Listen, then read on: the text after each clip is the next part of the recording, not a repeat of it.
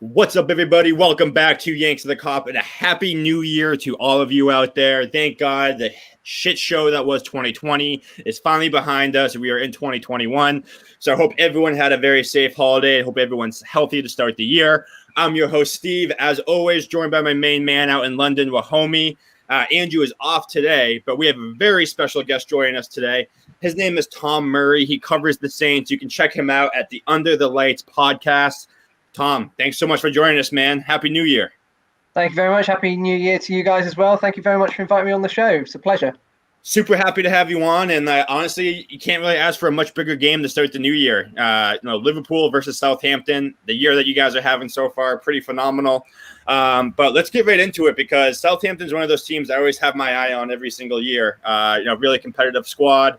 But overall, when you kind of think of the first half of the season, 2020, first half of the season here, how has the season been going for you guys? Is this what you were expecting? Are you guys overachieving? Kind of give us a little bit of details on that. Well, at the start of the season, Callum and I on the Under the Lights podcast, we did predictions and we sort of had Saints about a 9th or 10th, which is where Saints are at the moment. But we did not expect at this point to be just 3 points off 4th place or 5th place at the moment, and to even be top of the league even for 48 hours was something special, especially after a result that we don't really want to mention too many times against Leicester. But since then, though, that sort of gave us the kick up the arse that we needed, and it's really reformed us. And yeah, it's been an incredible season so far. Long may it continue, and fingers crossed that there might be something special to celebrate at the end. Yeah. Specifically, over your summer signings, which do you think has had the biggest impact for you, in terms of and really taking you forward from how you were last season? I'd have to say that Kyle Walker-Peters has been our best signing so far. Yeah, we had him on loan for the half of last season, but to then make it permanent.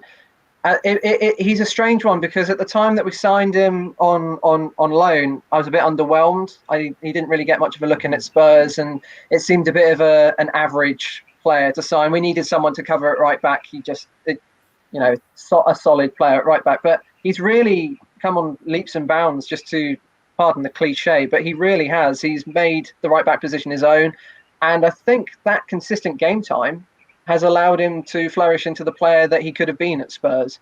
And he's one of our best players at the moment, full of confidence, happy to take players on going down the right. And he's definitely the best signing so far. But I think the one that surprised me the most is Theo Walcott. It was for nostalgia. It's really nice to have him back, and at the time you're thinking, yeah, it's a safe signing. He obviously loves to be here, he wants to be here, but I didn't think that he'd have the impact that he has. And I think Ralph himself said that it made him think more about maybe signing more players that are slightly more experienced, slightly older, because of the way that Theo is really put in everything, as it were, to Saints at the moment, and he is one of our biggest attacking threats at the moment. Mm-hmm. So, going off of that, you mentioned, your manager Ralph there. I think he has done an absolutely phenomenal job since he's taken over at Southampton. How has he really kind of transformed, Southampton into being this, this consistent juggernaut that you're turning into, and what exactly, tactically, has he done to change the club? Well, in terms of what he's incredibly hands-on, and he's during lockdown before Project Restart last season, he was very much hands-on, developed the playbook for the academy to make sure that every single layer of the club was playing in the same way. He's formed he brought in, when he first came, the style of pressing that he went a bit off from at the beginning of last season. They made a few changes that we were a bit surprised about. And since that game against Leicester, he's gone back to the basics, back to what he knows works well, the 4-2-2-2, the fact that we press in packs and we press from the front. And when we actually have the ball and a team sitting back, it's a case of we may get quite far up the pitch, But if we don't see an attacking opportunity that we necessarily want to go down that route, we're happy to play it back to the defenders and then rebuild and go again. And I think one thing as a Saints fan that sort of makes the heart flutter a little bit is he wants the defenders to be a bit risky, not always play the simple ball.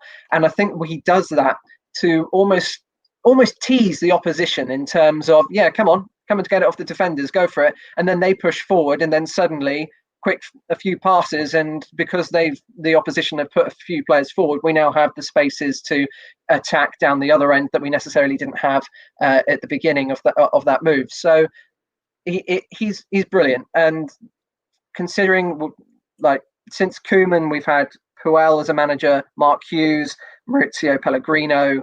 It's not exactly been the most exciting football to watch. So to have someone who really wants to go for it, and I mean, under Pellegrino, he told us we'll try and counter-attack, but make sure only 2 players go forward for the counter-attack. It's just what's the point of counter-attacking in the first place? With Ralph, it's very much gung-ho, outscore the opposition pretty much. Yeah, I just think he's done a great job. And when you look at your squad, I'm absolutely thrilled. I mean, your center backs, Vestergaard, Bendarek. I think Bendarek might be one of the most underrated guys in the league, to be honest. I think he's so solid in the back. Vestergaard's probably been one of the best center backs in the league this season. I think he was actually in a couple of guys' team of the season so far. And then obviously fan favorite for Liverpool, Danny Ings. Talk a little bit about Danny Ings, because I know he was having a great spell at Burnley, comes to Liverpool. In the little time he was able to play, he was perfect in Klopp's system, and then he had the 2 ACL injuries and was never able to come back. But I think I can speak for all Liverpool fans saying that we're thrilled seeing the success that he's having with Southampton. But how has he really helped elevate Southampton and really kind of put you guys into this, raise you up a couple of tiers into one of the best teams in the Premier League?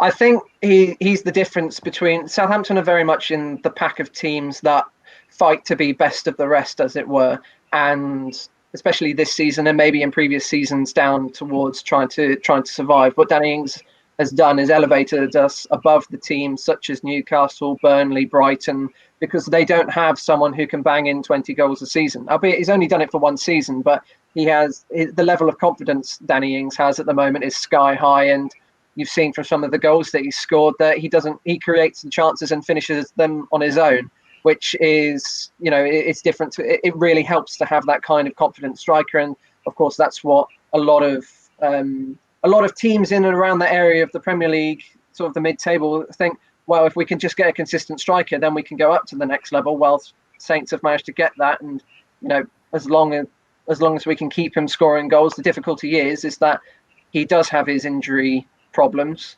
He hasn't had the best of luck this season, but he just brings the whole team a lift. You see Danny Ings in the lineup. He's the one player that a lot of teams that we play just think, I hope that he's not in the lineup. I hope he's not there, because then that's a significant goal threat gone. And to be honest, Saints don't look the same without him. Yeah, I mean, as a Liverpool fan, I don't want to see him because he's that good, and with our injuries in the back, he's going to be a threat. But honestly, just watching him be successful is really awesome. He's such a good guy. Seems to be a great teammate as well. So all props to him for turning it around with you guys. It's pretty awesome. Yeah, it's wonderful. And as a Saints fan, it's really nice to see that all of the Liverpool fan reaction to him doing well is just really pleased for him. It didn't work out, but he seemed, when he was up at Liverpool, to be working so hard, so unlucky with his injuries. And there's a lot of, especially on Twitter and social media platforms, there's a lot of hate that goes to different clubs, but it's really nice to see when one set of fans can appreciate another team's player, as it were. Yeah, definitely. So, looking into the rest of the Saints season, how have you analysed the season so far? I know you touched on it a little bit before, but how have you analysed it so far? And what are your expectations going forward? I mean, are you aiming for top 4? Do you think you've got a shout getting in top 4? Or are you aiming for Europe? Because I definitely think you're finishing the top 6. But I think the season's really condensed and it's close in terms of the points. So if you get a string of wins, Southampton have got a good chance. So how are you seeing that going forward? To be honest, as well as we've started, if we can just keep with the chasing pack as as long as possible into the season and maybe fall at the last hurdle and finish 8th or 9th. That's absolutely fine. It's a good season. It's a fantastic season considering the crap that we've had to deal with for the past few years. But as you said, there's about 4 or 5 teams currently on 26 points. It's a long season, and the longer that we can stay in that particular group, then who knows, something on the last day. I mean, looking at Southampton's last fixtures, the last 3 games are Leeds, Fulham and West Ham. So if you need to pick 6 or 9 points out of your final few games, then you can't really ask for too many better fixtures around that. I think whilst we've started brilliantly, the last few games have shown that we don't have as much squad depth as we would like, and we're starting to tire out a little bit. We don't really have the players that we can bring on in every single position to maybe rotate the squad as much as other teams. So the fact that Ralph is having to play pretty much the same 11 with maybe a couple of changes means that we're not as good as we were at the start. We are starting to tire. And I think a lot of teams are, considering how congested this season is in particular with the pandemic. All the fixtures are bunched so tightly, and especially around December as well. So if I'm being completely honest about this game, I want this game to be over. Then we have the 2 weeks when we're playing Shrewsbury in the FA Cup where we can play maybe 11 of the youth team or something, just to give the squad a bit of a break and then have a crack at the second half of the season. But in answer to your question, I'm top 6. Who knows? Top 4 is a bit of a dream, but top 6, top 7, maybe one of the big teams can win the League Cup, and then that puts the Europa League spots a bit further down the table, so that 7th or 8th can get something. So European football is not out of the question. Champions League football, well, you never know. I think Homie froze up again a little bit, but so thinking about coming into this game, and Liverpool, we have our injuries, obviously, been bitten by the injury bug pretty hard, but other than Danny Ings, we spent some time talking about him. Who else are people that we should be keeping an eye out for? Some people that could potentially hurt Liverpool in this game. It's an interesting one because Danny Ings is obviously the obvious one. But if I was to pick a couple of the players that I think will play, Theo Walcott is a surprising one. I think Shea Adams is brilliant up front, but Theo Walcott has electric pace still at 31 years old. So you said that Liverpool have got problems at the back. Theo Walcott's pace can certainly cause issues, and he looks like he's absolutely loving life at Southampton again. He's really, really pleased to be there. He wants to be part of the team, wants to be scoring goals. So having him and his enthusiasm is just, it adds a different level to our attack. But if I was going to pick another player, not necessarily a striker, is James Ward-Prowse. You give a free kick around the edge of the penalty area and you're in trouble at the moment. And I don't think I would be speaking out of turn to say that he is currently one of the best set piece takers in the league at the moment, whether it's deliveries or maybe just efforts from outside of the penalty area. If you give a free kick away anywhere around the penalty area, you know that it's going to be a bit of an issue. I would say at the moment, maybe less so for deliveries into the box, because the main man that would usually get on his head on it would be Vestergaard, but he's injured. So maybe there's a bit of a lack of threat, but who knows? It caught James Ward-Prowse delivery into the penalty area. It causes havoc, really. And from the edge of the pen, and a free kick from outside the box, 20 yards, 25 yards out, he's going to test the goalkeeper at the very least. Yeah, I mean, that's actually what I wanted to ask about, because honestly, I think right now you'd have to say he's probably the best set piece taker in the league right now. Just the season that he's having doing that. Are you guys dangerous in the air when it comes to corner kicks? Obviously, with Vestergaard out, that's going to be a huge miss. But do you guys do you get a lot of goals off headers, and do you create a lot of chances from corners and stuff like that? Yeah, I think we're one of the highest scoring teams from set pieces this season. But then again, 3 or 4 of those goals are from Vestergaard's header. So Bednarek has got his head on the end of one of them, and I think I can't think off the top of my head anyone else who's got on the end of them. But the point is that whilst we do score, and even if Vestergaard's out, that kind of delivery from Ward-Prowse will cause an issue, and who knows, it might lead to another corner, it might lead to a penalty, it might lead to an own goal, because especially his deliveries at the moment seem to be, especially from corners, seem to be towards the near post, and to have lots of players around the near post, which then cause carnage. And that's how we scored against Manchester United, because Bednarek was just hiding behind a few players, and that really caught United out, really. And no, so he's a threat. That's all I can say. Even with Vestergaard, the players will know what ward-Prowse is going to do, and they'll probably be trying to see if they can outscore Vestergaard this season whilst he's out.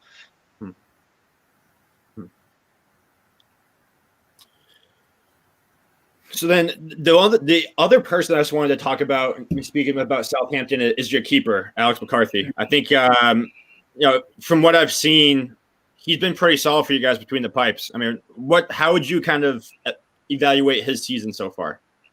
I'd say he's done really, really quite well, and he is one of the calmer goalkeepers that I've seen. He doesn't really do a lot of shouting, as far as I've heard. He doesn't do a lot of shouting, but he seems to have some kind of presence in the box, and he does come out and catch the crosses really quite well, and has made some really fantastic reflex saves. However, I've heard a few rumours that he may be injured, and we may be having Fraser Forster between the sticks for the first time in a couple of years. Now, that's not confirmed, but there have been a few rumours going around on the Twitter sphere. It'd be interesting to see if Forster does start, because he really, before he went off on loan to Celtic, he was really low on confidence, and we were sort of trying to find a way to get rid of him. But he went to Celtic, had a really, really good season. As much as people may slag off Scottish football and say he may not be tested that much, but he certainly seemed to find his mojo again. So it'll be really interesting to see if he does start and go through the sticks, because I remember he has had a couple of decent games against Liverpool in his career, especially in I think it was the semi-final of the League Cup, where he spilled Sturridge's shot and then somehow clawed it off the line, which was he went from zero to hero so quickly there. It could be one of the blunders that everyone thinks, oh no, we were so close to Wembley, and then suddenly he managed to arch his back and scoop it out the way. If Forster can come back good high on confidence, then he's not someone that I'd worry about coming in for McCarthy. Maybe it's a bit of a blessing that fans aren't there to do the booing that they were doing before, but who knows?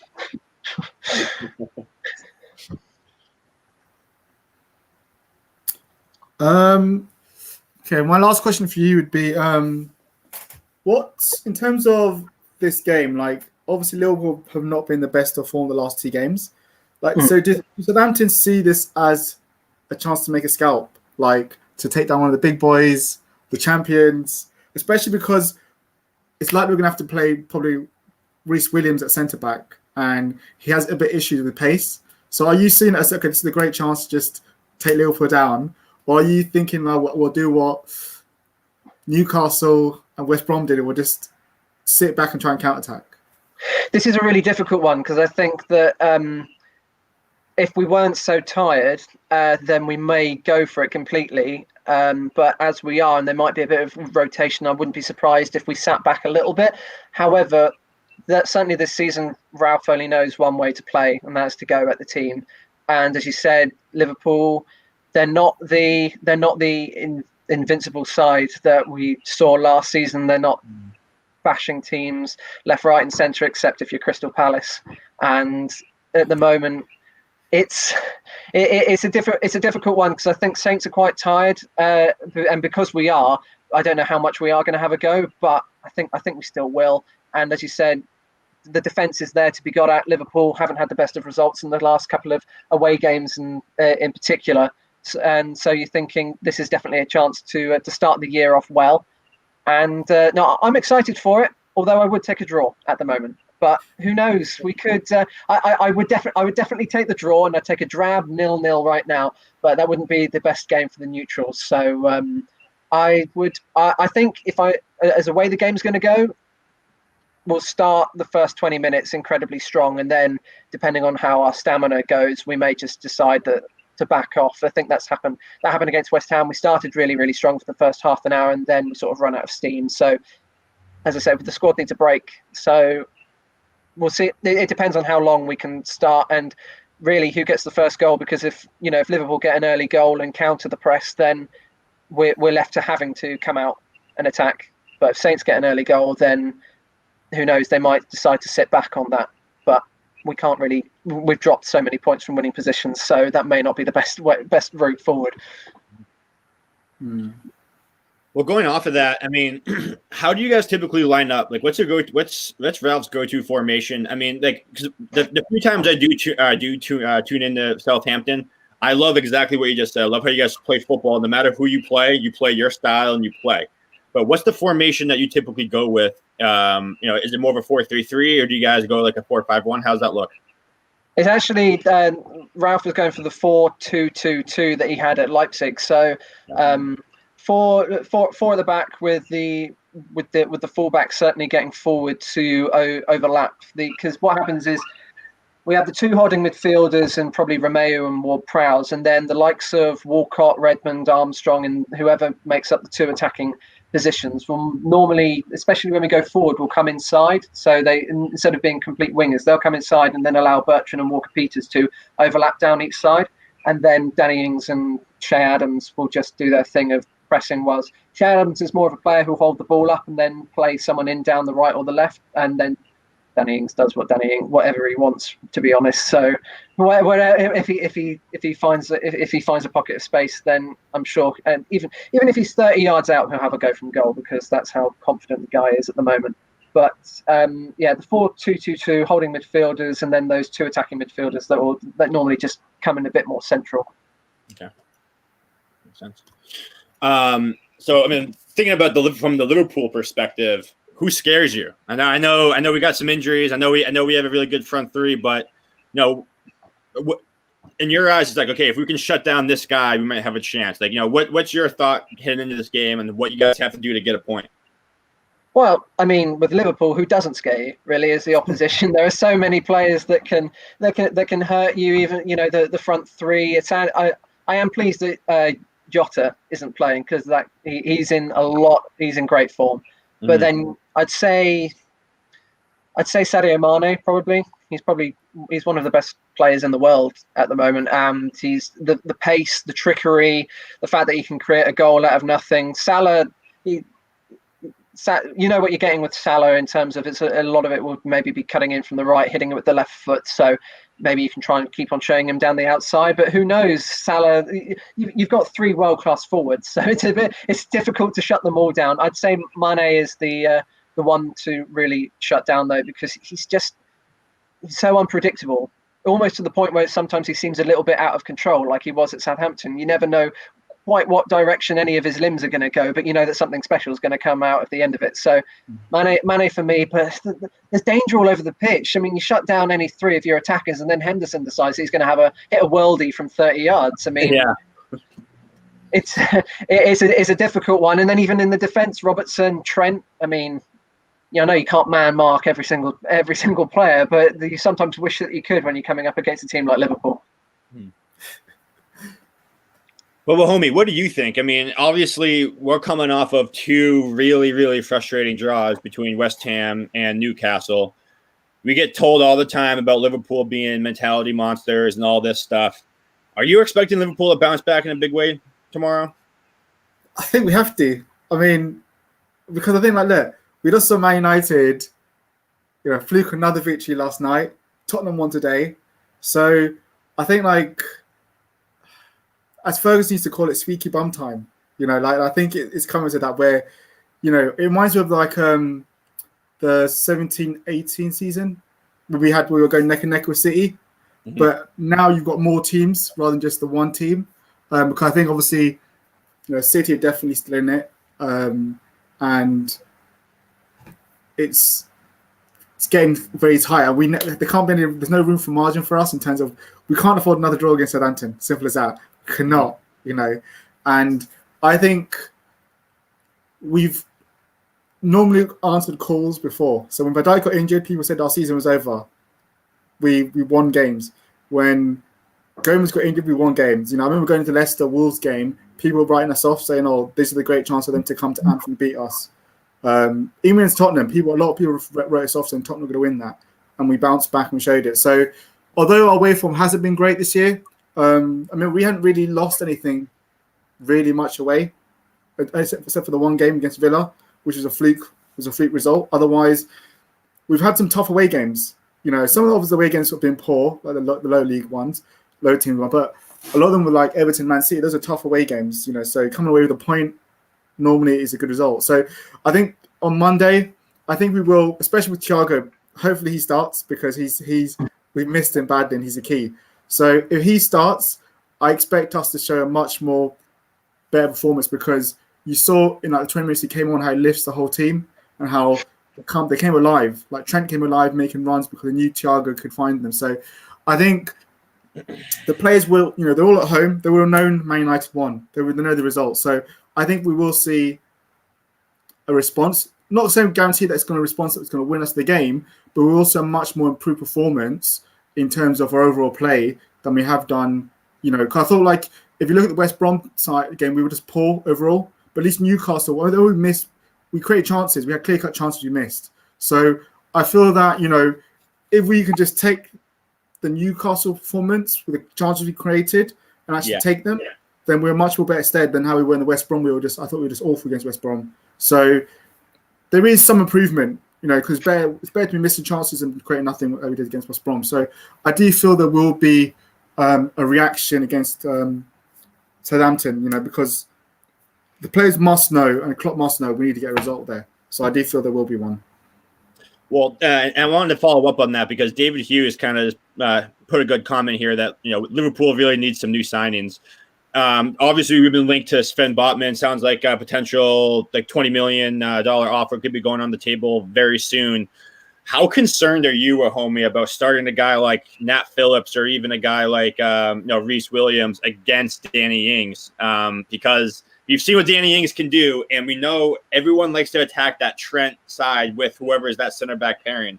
Is that concerning for you heading in this game? Because I know for me, I am a little worried because Danny Ings is Danny Ings. We know what he can do. Yeah, I think normally going to this game, I would be concerned that because I think obviously Danny Ings is. We had some very good games with Southampton last season, and I remember Danny Ings missed a one-on-one chance last year. And that was against, that was Van Dijk and Gomez playing. So we know if you give him a chance, he can punish you. And he's a massive threat with his pace. I think it would be, if Thiago wasn't back, it would be a massive concern, a bit more concern to me. But I think as long as you can keep the ball away from Southampton and not allow them to have those transitions where they counter-attack on us, because I think a lot of times beforehand, when teams have countered, it's because we've not been that good in possession. We've stopped away, giving the passes away, and that's allowed teams to counter-attack on us transition. But I think we can start Thiago and we keep the ball well. It will protect Williams or Phillips more. They do play because they're not having to face those kind of counterattacks. But yeah, it is. Overall, it is. We just need to ensure that.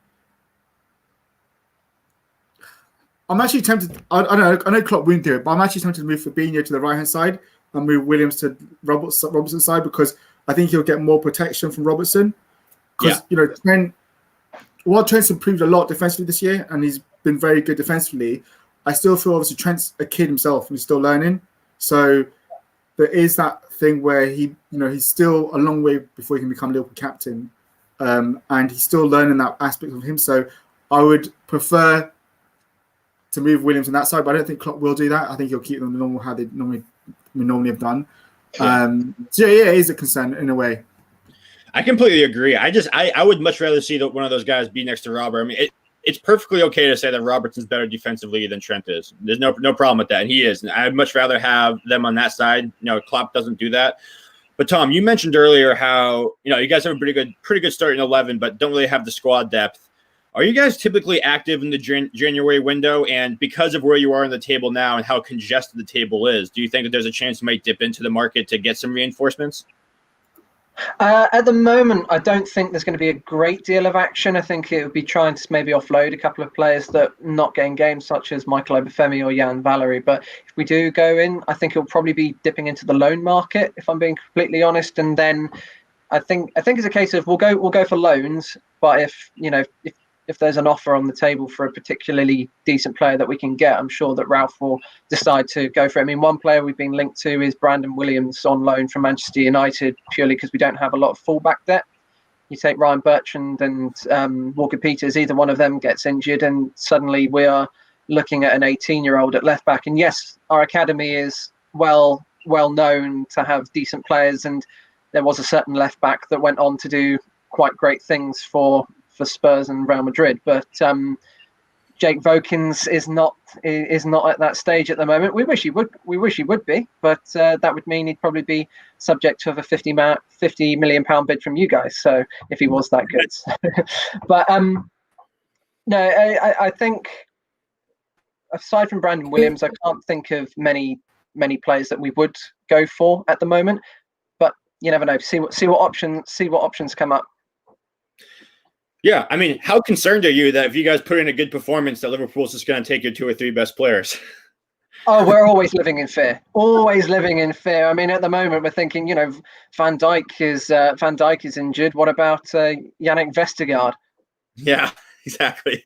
I always feel we love you guys. We love you. We love you guys. You guys are a nice little, a nice funnel for us. Mane was great for us. Lallana had some good moments. Van Dijk's been a god for us. So, yeah, keep producing them. We'll love to keep taking them. You're very welcome. I think you're probably due a freebie at some point, with all the tokens that you've used up. But then again, I suppose, you've given us Danny Ings in return. So swings and roundabouts, as it were. But that is one thing that concerns me a little bit about this season, is if we do really, really well and qualify for European football, then we're going to be back in the same position of teams are going to come after our players. Danny Ings hasn't signed a new contract yet. Don't know if he will. We'll see. But as with a lot, I mean, we're in that bunch of teams that if we do well, then the big boys will come looking at our players. And the Saints have shown in the last few years, and since when Liverpool raided us of our prized possessions, that we are willing to sell at the right price and replace as best we can. But fingers crossed that maybe we turned a corner, but we'll see. Mm-hmm. And Mahomie, one thing I want to ask you about with Liverpool is Klopp's substitution patterns lately. He's been getting a lot of stick over it, either just not subbing at all, subbing too late, and then the subs he does make just not really making sense for where we're at in the game. Do you feel like any of this is warranted? And is this something else that you're going to be keeping an eye out for in this game? I think it's half and half. I think on one side it probably is warranted. I feel like, West Brom game, he should have brought Shaqiri on earlier, or should have brought him on. I think against Newcastle, he definitely should have brought Shaqiri on instead of Gini Wijnaldum. So I think it's hard because I think we put in there might be information that we're not privy to, like maybe Shaqiri, Ox, and Thiago on a minutes plan with the medical department. They can only play a certain amount of minutes. So maybe we're not privy to that information. So maybe that's the reason why he's not brought them on. Maybe he's been told, there's only a certain amount of minutes they can play. Otherwise, they'll break down again. And maybe he's been cautious. And obviously, because we don't know that information, it's quite frustrating because we're thinking, why is Shaqiri not coming on? Why isn't Ox not coming on? So I think it, in a way, and also because Klopp's been going on about the substitutions, 5 subs and all this stuff, and then he doesn't really use the subs. So they're like, well, why is he complaining in the media? But yeah, he's barely making sometimes even 2 subs, any subs at all. So I think, like I said, it's half and half. I would like to see him, if we are struggling Southampton, to make some early changes and not wait until the 70th, 80th minute, because I don't think we gave our substitutions enough time to make an impact, especially yes. Bringing on someone for 20 minutes, like Thiago. If you bring him on for 20 minutes, as good as he is, you're expecting him to come on and do miracles in 20 minutes. At least give him 30 minutes or 40 minutes where he can make an impact, because it's very difficult. So, I think it's, like I said, it's hard because, like I said, we're not privy to all the information. But overall, I would like to see Klopp use more substitutions and make them earlier, and actually think if we are trying to chase a goal, bringing on Gini Wijnaldum, for example, who's been amazing for us this season. He's not going to be one that's going to break down the low block. Gini's great when you just want to keep possession of the ball. Yeah. And, so you're trying to create a goal. You need a Shaq or an Ox who's going to come on and shoot from distance or do, And also I think he's also hindered because of the injuries you've had. So we don't have some of the substitutions we can bring. Missing Jota is a huge blow because especially when our strikers are struggling like they were against Newcastle, Jota comes on and he gets you a goal or creates something, as he's done before he was injured, he was winning that so many games. So I think it's difficult. On one hand, it's frustrating. On the other hand, obviously Klopp must be privy to information that we're not aware of. So it's a difficult situation. I mean, I agree. The thing that aggravates me the most is the timing of the subs because, I obviously have no experience playing in the Premier League, but like when I was a player in college, you needed at least 15 minutes to start to get the feel of the game. And when you bring a guy on expecting him to make an impact at the 72nd minute, he just doesn't have enough time to get up to the pace and find his feel of the game. Even a guy like, Thiago, I think you could probably argue he was one of our best players, even though he only played 18 minutes. But like you said, how much of an impact can you actually have in that situation? Like, I feel like stars have to align perfectly for you to get the goal or the assist. And I always just love the 60-minute mark. I just think that 60-minute mark is that magic number where, you give them 15, you give the starters that 15 minutes to start the second half. If you don't see the changes that you wanted to see, then you bring on the fresh legs, and that's just going to impact the game, especially, a guy like Jota. Last game, thinking about it, a guy like Oxlade-Chamberlain could have changed that entire match. So something like that. But I think it's going to be really interesting because if this game is close and it's a back-and-forth game, which I'm expecting, because I'm expecting Southampton to play the football that they typically play, it's going to be really interesting to see what Klopp does for substitutions because if it's an open game like I think it's going to be, it could be another perfect game for a guy like Oxlade-Chamberlain to come in, use his pace, rip some shots from outside the box. So we'll have to keep an eye on that. But, homie, last question before we get into some other, other stuff here. I think we know who the front three is going to be. It seems like it's going to be Robbo and Trent on the outside. Would you go Reece Williams at center back? And then I think this is the first time we actually have to question who's the midfield three. I think you'll probably go for Reece Williams because I feel that Williams got done for pace against Newcastle game. He got burned. No, Phillips. I know Williams got done for pace against in West Brom game. I feel because of the pace and movement of Ings, he'll play Williams. With that, and I just feel that I just hope that people like Henderson and Fabinho really help him in getting over and protecting because they're going to need to do that because Danny Ings is obviously an outstanding player. Midfield, see, I know people are a lot debating about this, but I feel I would start Thiago. I'd rather start Thiago for 60 minutes, get the game won, than take him off, than bring him on for the last half an hour, 20 minutes, where you don't know, Southampton might have a goal ahead of us, be up in front, or just be happy to take a draw. And it becomes much more harder for Thiago to, as good as he is, have an influence. So for me, I would go with Thiago, Henderson, and Wijnaldum. And I think the good thing from that is the fact that Southampton are an attacking team. They're only going to play one way, and they're going to come and attack us. And that's how they're starting to play. And overall, Liverpool struggling against the lower teams to just sit back and defend. But against the big teams, the top 8, we've got a good record against them. We've got the best record in terms of, the big 6 table in terms of winning games, because, we've done well against Wolves, Leicester, Chelsea, Arsenal, Spurs, because they all attack us.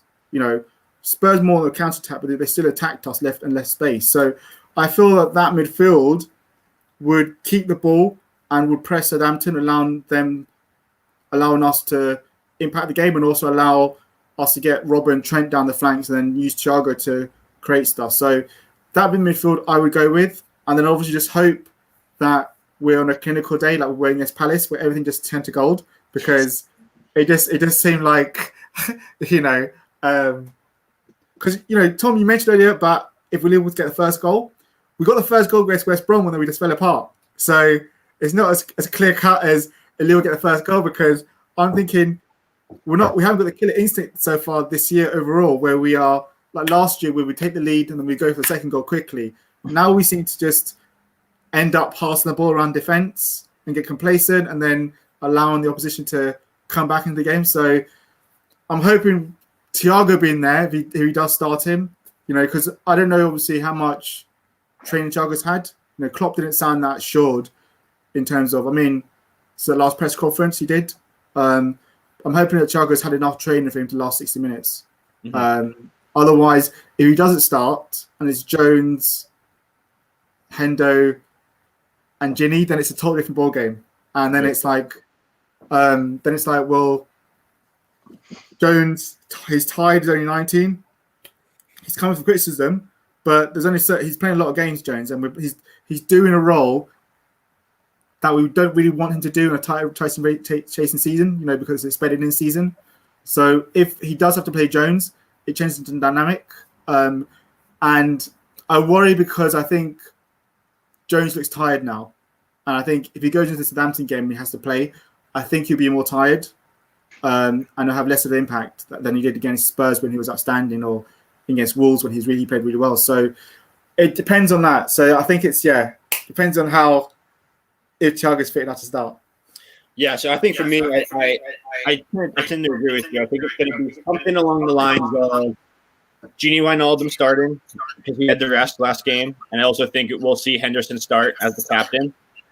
And I actually expect, I don't know who's going to be the third starter. It's going to be either Thiago or my guess will be Oxlade-Chamberlain. Because I think, and I think whoever doesn't start, the other one will probably sub for the other one at some point in the second half. I just think, like you said, Jones has been really good for us, but especially recently since he's been getting tired, he's been kind of trending back to where he kind of should be. So I think he's going to get a rest. And I just think Oxlade-Chamberlain, he's ready to go. He's had, more than a full week of training at this point. So I think we'll definitely see a combination of Thiago and Oxlade-Chamberlain. Just a matter of who's going to start. I'm not sure. I would like to think it's going to be Thiago since he did get the cameo last game, but I don't know. I hope to God it's him. But if it's Oxlade-Chamberlain, I'm not going to pout about it either because I think this is a really good game for him as well, especially with Southampton lining up with a 4-2-2, like to attack, that sort of thing. I think it'll be perfectly okay. But from there, let's get into our official predictions for the match. So, Wahomie, start with you. What do you have for the scoreline prediction today? I've been quite generous. Like West Brom, I said we would smash them. Newcastle said 1-0. Southampton, I think Southampton will score. I have a feeling they will because of, no offense to Reece Williams, I think they will score. I'm going for 2-1 win, Liverpool. I'm just going to say we'll scrape a 2-1 win, and we'll be happy to leave Southampton with that scoreline and the 3 points. Okay, Tom, what about you? I am going to go for a 1-1 draw. I think that we'd be happy with that. I don't know who scores first, but 1-1, and I think it's pretty nailed on that Danny Ings will be on the score sheet.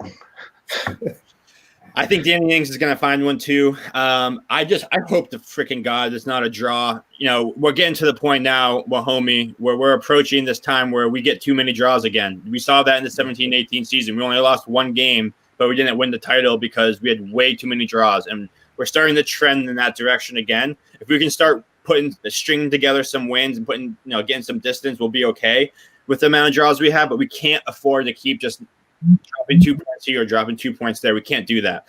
I expect, again, I think it's going to be an open game, and I think if it is, that does suit Liverpool a little bit more.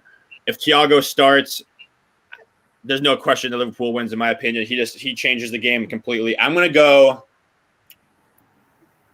3-2 Liverpool. I think it's going to be a high-scoring game. I think Danny Ings bags a brace. Or maybe there's going to be one free kick goal today, whether it's going to be Liverpool or whether it's Southampton. There's two of the best free kick takers in the league in this game with Ward-Prowse and Trent Alexander-Arnold. One of them is going to find the back of the net in a dangerous position. But I think it's going to be one of the more entertaining games in the weekend. I'm pretty confident about that. Was our scoreline 2-1 there last year? Or was it? Yeah, 2-1. I think Mane and Firmino scored. You made it 2-0, and then that was when Adrian decided to pass it straight to Danny Ings. Yeah, that's it. Yeah, and he should have scored. Yeah, I remember that. Yeah, I was thinking, because that game. I remember that game. One of the games was much more closer than I thought it was, and we didn't actually really deserve to win it that much. We got the goals, but didn't really deserve overall to really win it. Yeah. Yeah, that game was very much a case of, I think Saints just didn't Shea Adams missed a couple of guilted chances in that one, and then Danny should have equalised right at the very end. So I think it'll be a really entertaining game. I think it'll be. It's strange. We haven't won in 4 matches, but the game that we played against Manchester City was probably our best performance in all of those matches, and that was really end to end. We were really unlucky not to get a goal out of that, but also we were quite lucky that City had a bit of an off day and didn't score one of their many chances at the very end. I think it'll be more like that. I think it'll be really quite end to end. I think it's going to be a really good game for the neutral, and a 0-0 draw with no shots on target. But still, I'm excited for it. I wouldn't be too down if we did lose. I just want to see. We haven't played really very well for the last 4 games, but we're still being difficult to beat. So I want to see sort of more of that. I appreciate the players are tired, but I'd like to see more of that attacking intent, as it were. Yeah, luckily we're not going to see Adrian in this game, which is good, because the fact that you mentioned that he passes straight to Danny Ings, it's like, oh yeah, I forgot about that, because he does that all the time. He passes it right to the other team. That's his stigma. So very happy that we don't have to worry about that. We got Allison in that, so we'll see what happens there. But I mean, that pretty much wraps up this episode. Tom, thanks so much for joining us. We really appreciate that insight you gave us, and when we face you again in the second leg, we'd love to have you back on, and hopefully you guys will be in that European position.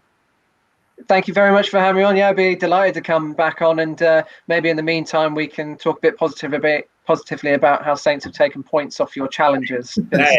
Yes, our challenges, please, not us. We don't want that, but. Well, I know. I mean, if we're gonna take points off the teams around you, it'd only be right if we took a couple off you just for the time being. No, it's been a pleasure. Thank you very much for having me on, guys. Really appreciate it. If everyone tuning in, we appreciate it. Hit that like and subscribe button. And also check out his podcast, Under the Lights Podcast. It's awesome. Please give him a listen, give him a follow. And otherwise, everyone out there, up the Reds. Enjoy the match tomorrow. We'll be back for our post-match reaction after the game. On Monday. On Monday. We're getting too excited here. I keep thinking it's Sunday. I'm sorry. It's 2021. All right. Take care, everybody. Up the Reds.